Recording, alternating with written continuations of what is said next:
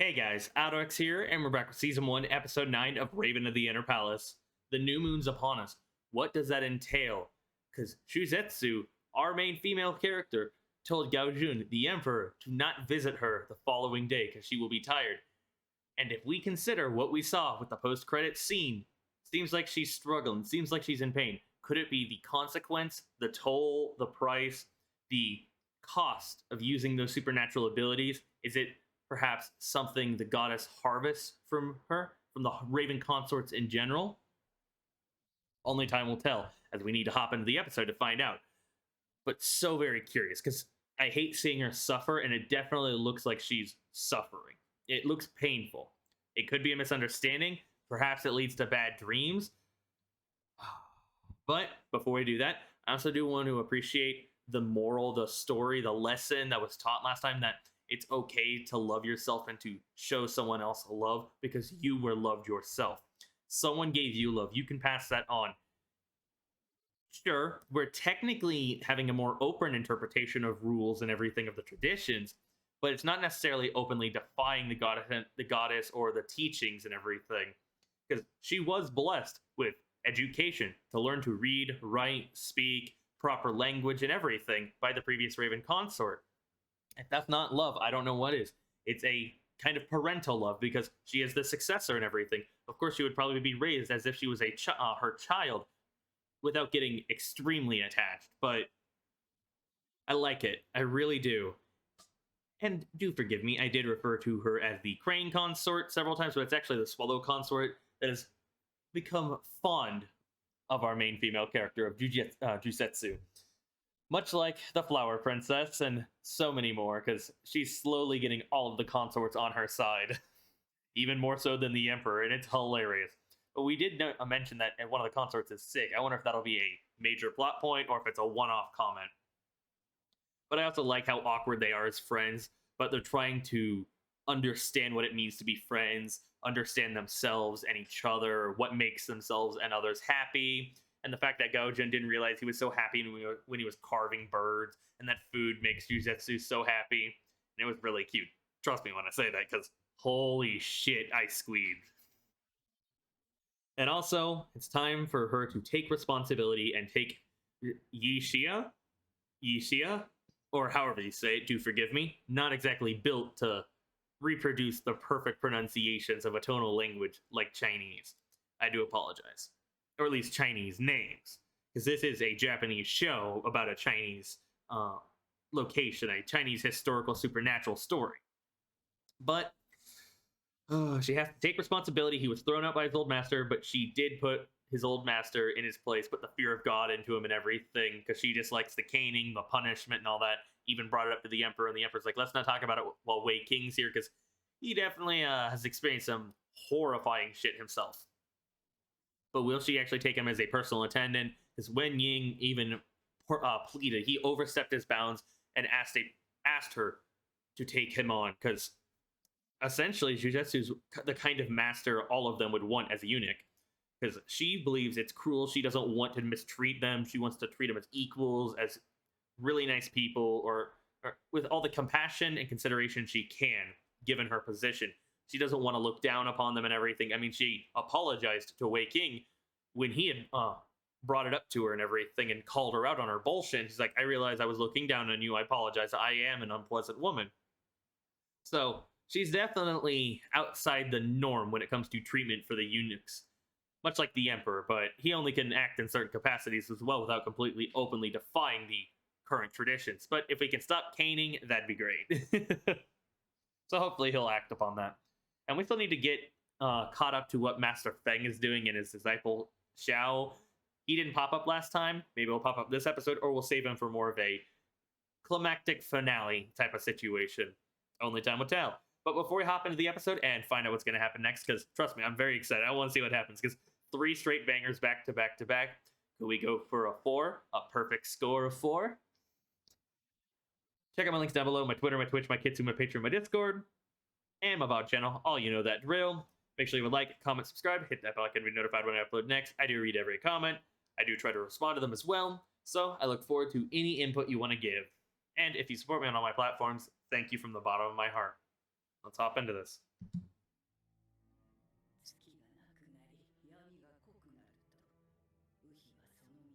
Oh.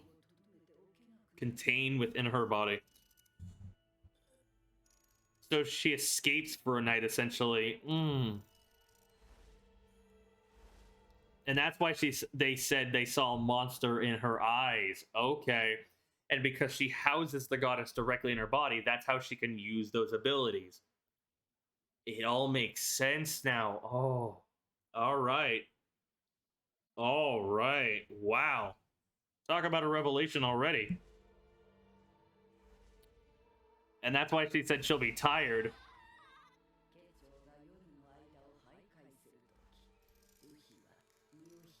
As though her body is being torn apart. Oh, God, the wires and everything. She's massive.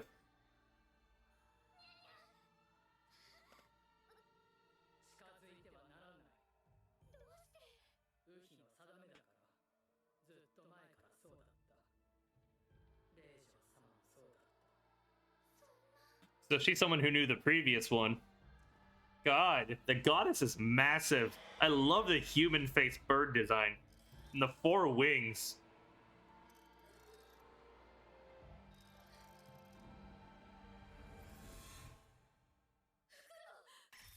Owl. We saw Xiao, the disciple, and he made eye contact.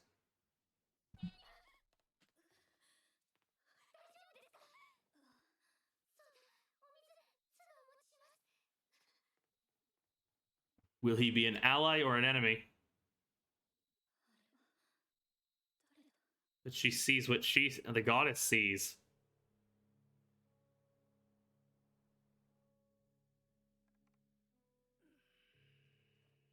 Hey, Master Feng. Yep, Feng Xiao Yue.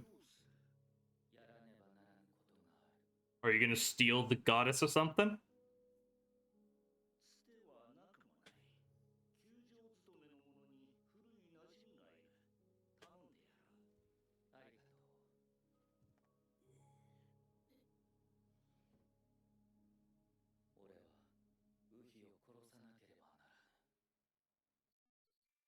And we're back.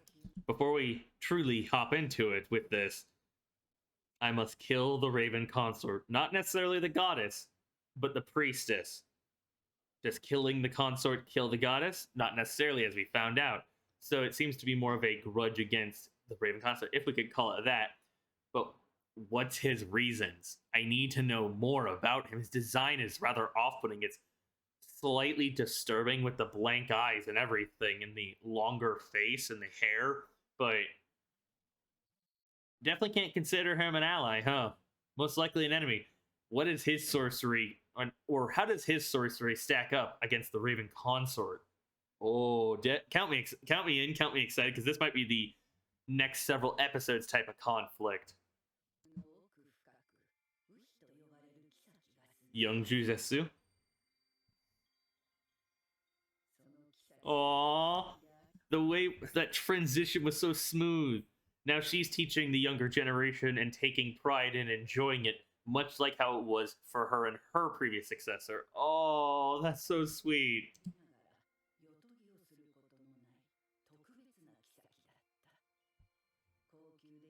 Oh, that makes me happy.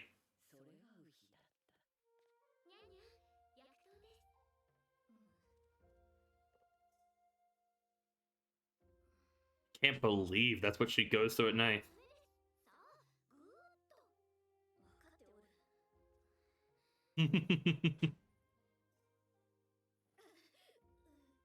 Bitter? Ooh.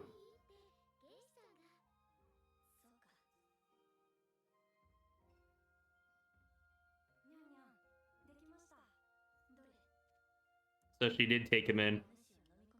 Took responsibility, honored Wen Ying's request, and everything.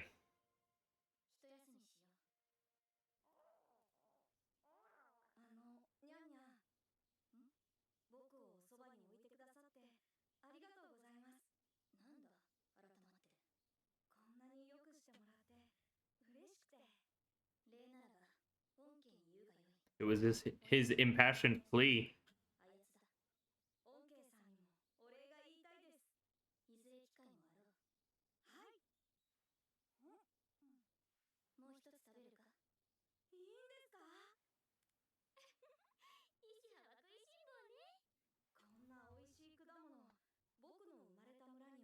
I like that they're basically treating him like a little brother, and it's adorable.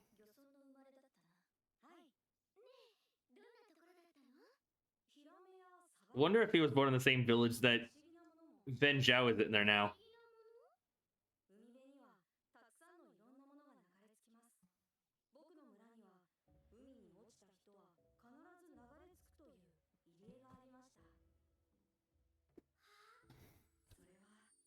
Oh, jellyfish. Or it could very well be the souls.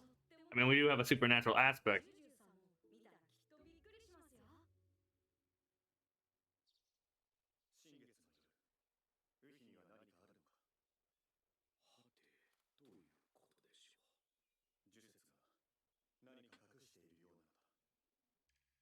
Mostly I had a concern for you because you'd worry.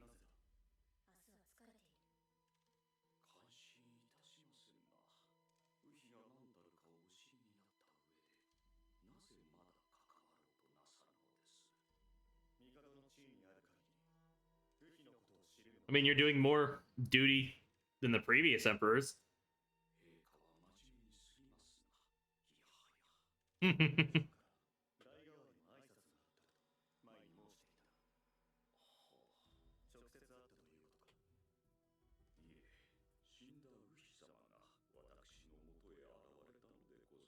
So when she passed on, her spirit met with you.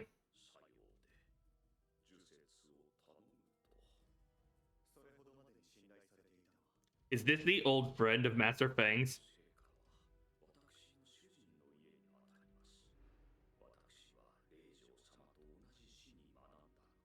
Hmm.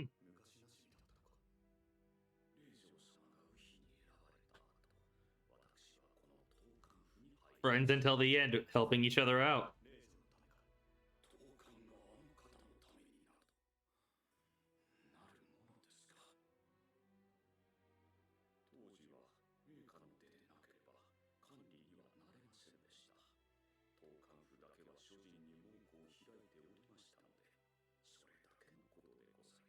Hmm. Interesting.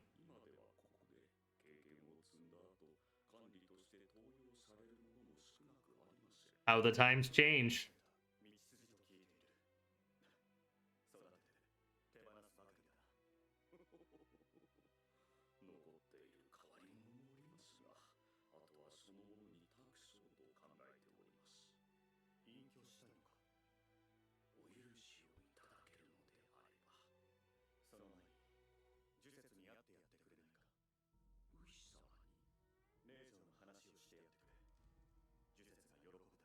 I don't know, it might be overstepping bounds.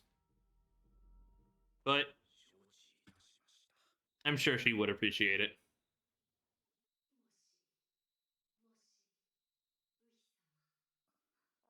Is this the same person from... No? Someone else.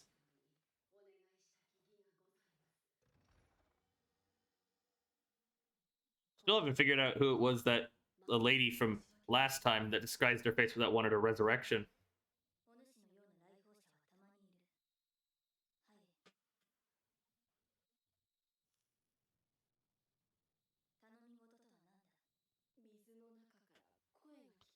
So, Water's Voice, episode title.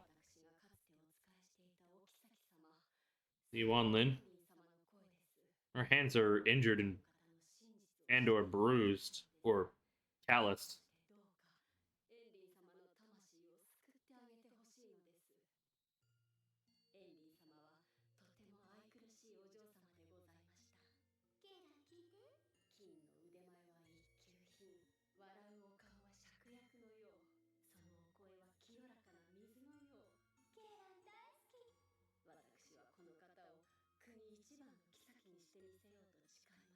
All right.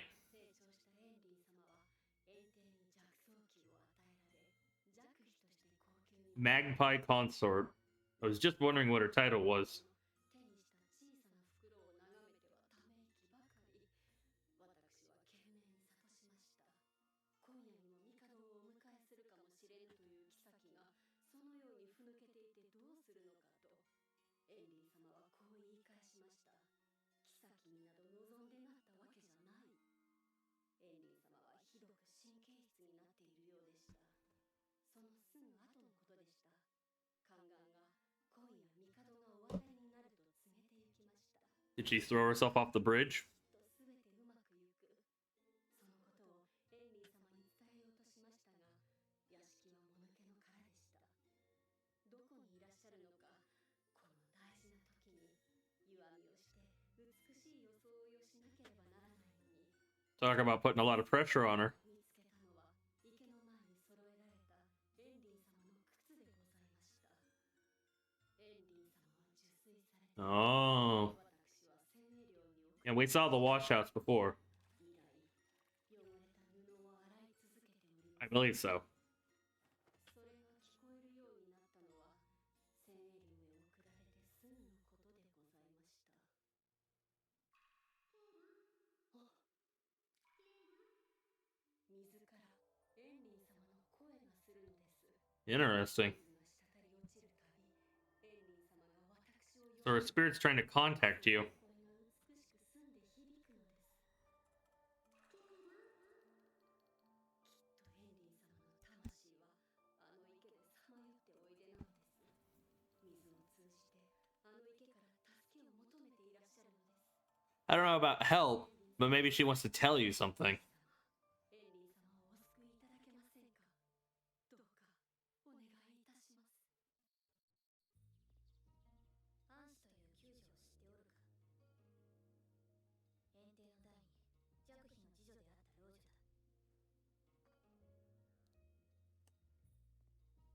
Never forgot. Still realize she's unable to actually speak. She has to draw and write. 水から死んだ若妃の声が聞こえると言っておったのか。どういう女であった。人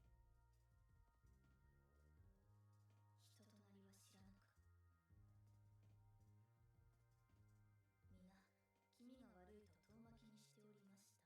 Hmm. 何してらっしゃるんですか。わあ、上手ですね。公魚が書いたんだ。Aww. これ、私ですか。公魚さんお上手な。 Aww. ニャンニャン、戻りました。どうであった。ニャンニャンのおっしゃる通りでした。そうか。 I like those shoes. 弱層級の池に行きたい。案内いたします。ジュージュ。はい。医師派を頼みたい。そろそろここに来る頃だ。工業と二人で字の書き取りを見てやってくれ。かしこまりました。上手にさせてみせます。頼んだぞ。 Xiao Palace. エンリー様、エンリー様、エンリー様。 Hualin is definitely seems to be going crazy. 来てくださったのですね。ここです。ここにエンリー様がいらっしゃるのです。お主は恨んでおらんの。 Very gaunt cheeks. Different from when we saw her. お主は洗礼寮へ。 Almost like a different person. Like life force is being drained from her. そんな恨み事を申してもせんないことでございます。今はエンリー様をお救いしたい。ただそれだけでございます。勇気を It could just be the lighting. お主にいくつか聞かねばならぬことがある。なんでございましょう。エンリーは妃になるのを望んでいなかったと申したそうだな。では、エンリーの望みとは何だったのだろう。いつもそばにいたお主なら何か気づいておったのではないか。 Was it to play that harp? 心当たりはございます。エンリー様が後宮に上がる直前、屋敷に賊が押し入ったのです。 Okay.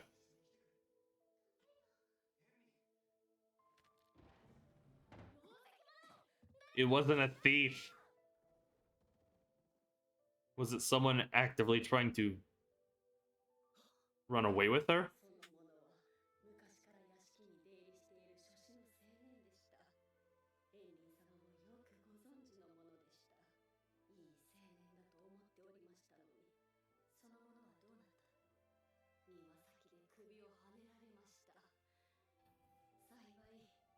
Common beheadings, huh?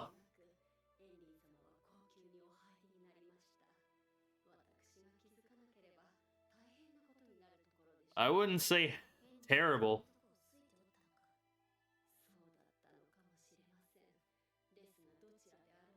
Even at this old age, she seems to be condescending or full of herself.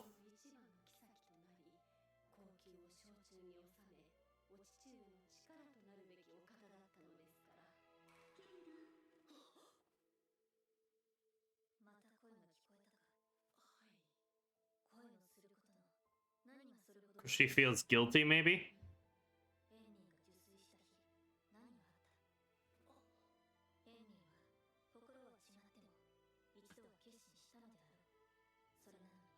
Yeah.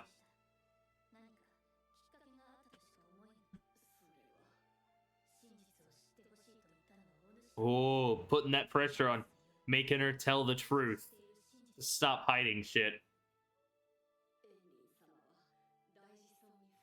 Did she toss that bag away?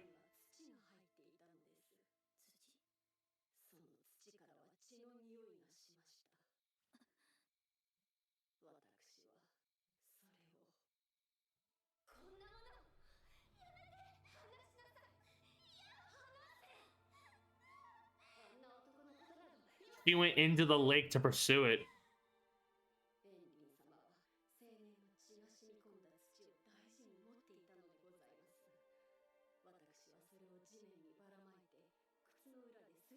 So her death is your fault. And yet, she still thinks she's in the right. That everything she did was correct, justified. It was a thief and everything when it was a man in love with her who she also seemed to be in love with as well. She didn't want to be a consort and everything. You forced her. You essentially ruined her life. Old lady. Actually, screw that. We won't even call her politely a old lady. This bitch. Oh, what a sacrifice on your behalf. Yeah, she was using her.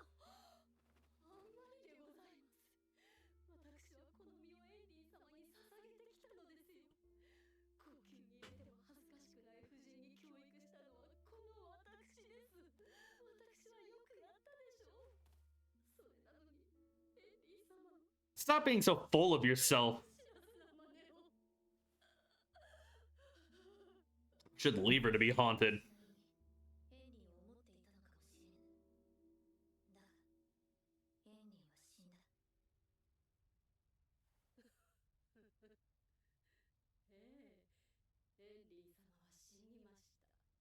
This is ominous now. That sudden stopping of the crying and all that.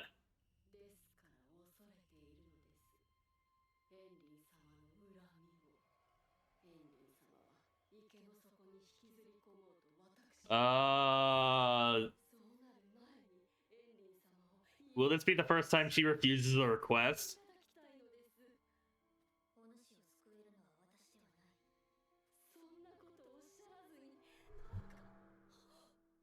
She's a ghost.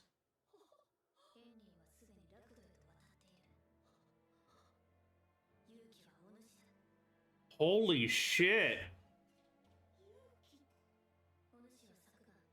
Died last night. That explains why she looks so much older now. What a twist. I was not expecting that. I was expecting Wen Ying to like step in between them or for her to try to drag like Juzetsu down and everything. No. So she died from in the time since we'd last seen her. Holy shit.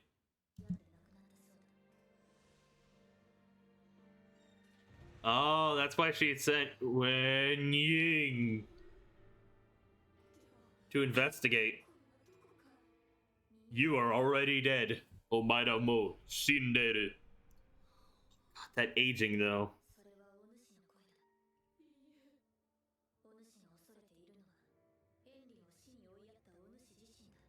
Holy shit. Absolutely just calling her out on her bullshit.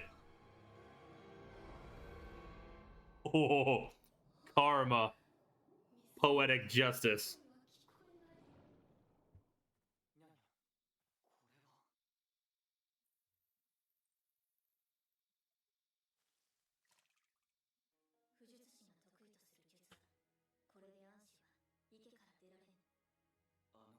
Holy shit.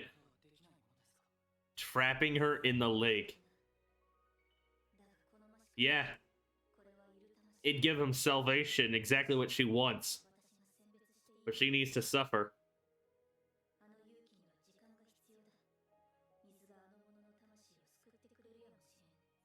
The water will save her soul.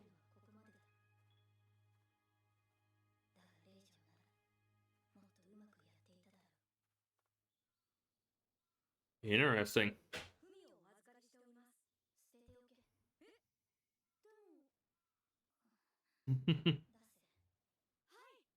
Can't say no to him.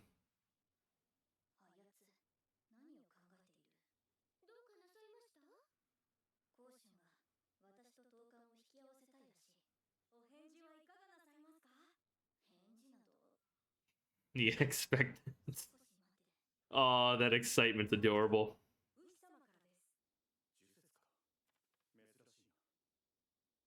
Understood.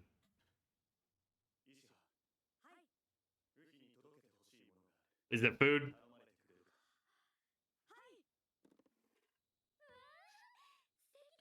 Oh. Stationary and everything.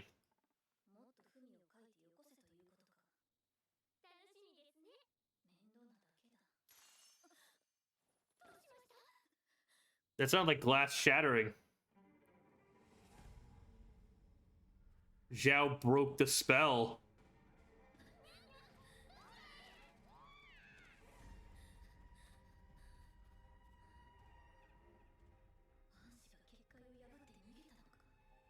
The music with this is fantastic.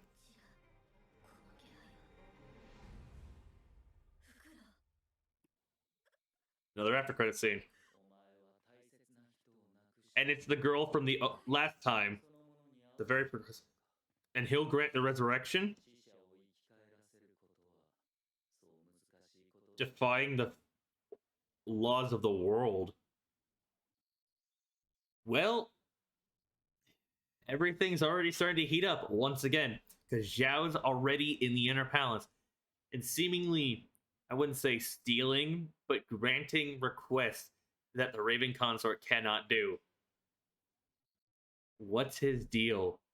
What's his reasons for wanting to kill the Raven Consort? How does his sorcery stack up compared to the supernatural abilities of the Raven Consort, of the goddess? Can he truly bring someone back to life, or will it be like a cheap imitation or a complete ruse?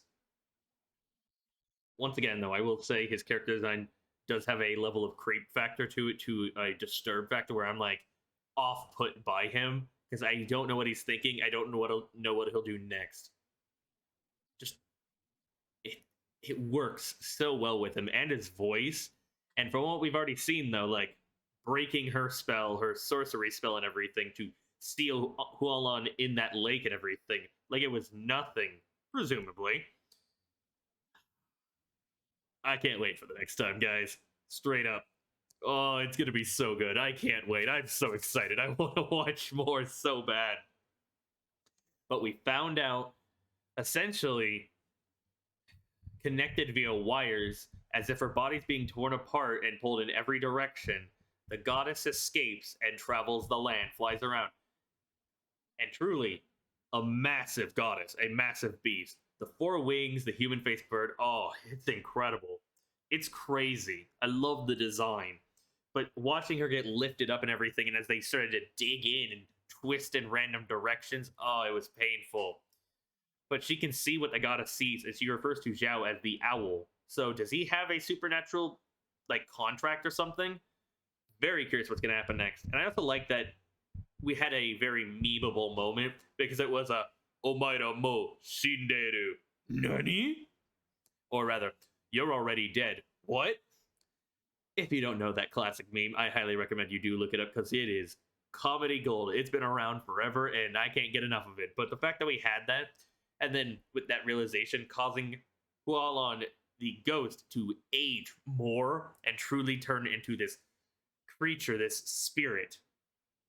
It was crazy. It was poetic in karma that she was trapped into the lake and everything, where Zetsu hoped the water would heal her voice and everything. it'd be essentially an eternal hell for her, preventing her from passing on, unless she did like atone properly.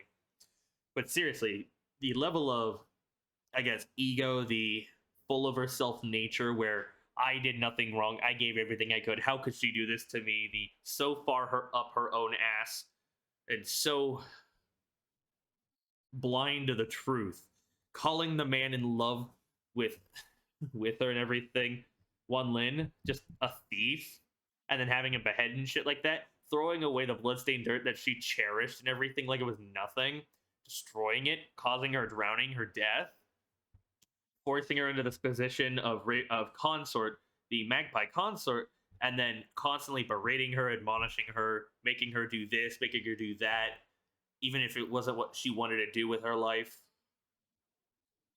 Very glad it turned out she did die, because I was hoping she was not going to stick around for very long. Granted, most of the requesters never do show up again.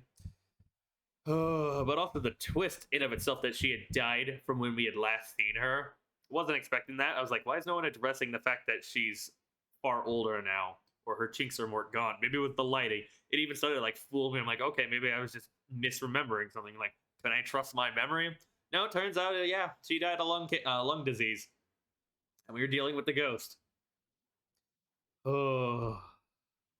Also, I do appreciate the cute, the smooth, the impactful transition from the previous successor teaching Jiu-Jitsu to Jiu-Jitsu teaching Yisha, the reading, writing, and stuff like that. I really do like that. And I'm very curious what was going to happen next. Will Xiao make his move against the Raven Consort next episode, or wait another episode? How will Gao Jun respond? Will we get the conversation between the Ministry of Works and the Raven Consort in this upcoming episode? Learn more about the previous successor, Li Nian. I apologize. I can't pronounce Chinese names. It's a struggle. I am a Midwest white boy who's struggling with these tonal languages and pronunciations, so forgive me. Cut me some slack, guys. But let me know your guys' thoughts on my reaction, on my commentary, on the episode of itself. How excited are you? Only 4 episodes to go, because I believe this is a 13-episode season, and I don't think we'll get a season 2. But I don't know how much source material is this, because this is adapted from a novel, correct? But correct me if I'm wrong on anything, and if you want to clarify, but please, no spoilers. I want to enjoy this as an anime only. And you should check out my links, my Twitter, my Twitch, my Kitsu, my Patreon, my Discord, and even my VOD channel. Support me on all those platforms. It'd be very much appreciated, especially Patreon. With an overhaul, there's more tiers, more benefits.